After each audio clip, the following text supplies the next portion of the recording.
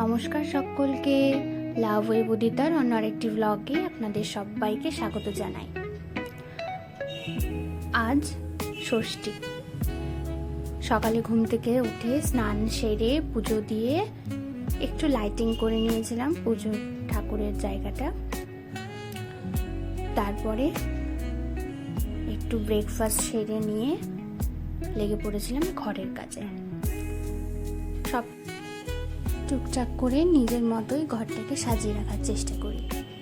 যদিও এটা আমার ডেলিকারি অভ্যেস, তবুও পুজোর দিনগুলো ওই একটু নতুন বেডশিট বার করে সেটা পেতে দেওয়া, তারপর টুকটাক যেভাবে হোক ফুল দিয়ে যাই হোক না কেন সেরকম করে সাজিয়ে নেওয়া। নিজেরাও যখন সাজবো তখন ঘরগুলো বা বাদ যাবে কেন, তাই না বলুন? তারপরে এখানে একটু গাছ পরিচর্যা করে নিচ্ছিলাম আর দেখাচ্ছিলাম আপনাদেরকে যে 1-1.5 মাসের মধ্যে কি সুন্দর পাতাগুলো গজিয়েছে। প্রত্যেকটা ডাল থেকে এত সুন্দর পাতা গজিয়েছে, দেখে মনটা ভরে যাচ্ছে।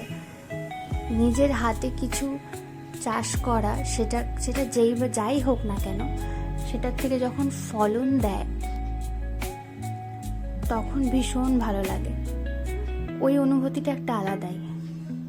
আমি যদিও খুব বেশি যে গাছ নিয়ে জানি বা পরিচর্যা করি তা নয়, এই টুকিটাকি যেগুলো ইনডোর প্ল্যান্ট সেগুলো নিয়ে আর কি আমার কারবার। ভালোই লাগে বেশ। আর আউটডোর প্ল্যান্ট সেগুলোর আমার খুব একটা নলেজ নেই। তো তারপরে ঘরের সমস্ত কাজ সেরে রান্নাবান্না সেরে নিয়ে আবার একবার স্নান সেরে তারপরে এই যে জামা কাপড় সব শুকোতে দিয়েছিলাম সেগুলো তুলে নিচ্ছিলাম। কারণ দুপুরবেলা না খাওয়া দাওয়ার পরে আর ভালো লাগে না, তখন মনে হয় যে একটু এবার গিয়ে ঘরে রেস্ট নিই। সেই মতো এসে জামা কাপড়গুলো গুছিয়ে নিচ্ছিলাম যে একবারে লাঞ্চটা সেরে একটু রেস্ট নেব। বিকেলে যদিও আমাদের বেরানোর কোনো প্ল্যান ছিল না, কিন্তু ওই সবাই মিলে একটু জমিয়ে ঘরে বসে আড্ডা দেব। জানেন তো, কাজ করতে করতে হঠাৎ মনে হলো আরে আমার তো নেল পালিশ পরাই হয়নি, বরং নেল পালিশটা পরে নি এখন যখন একটু সময় আছে। তাই বসে পড়েছিলাম নেল পালিশ পরতে আর একটু করে কোল্ড ড্রিঙ্কস খাচ্ছিলাম। তো যাই হোক, ব্লগটা ভালো লাগলে একটা লাইক করে দেবেন।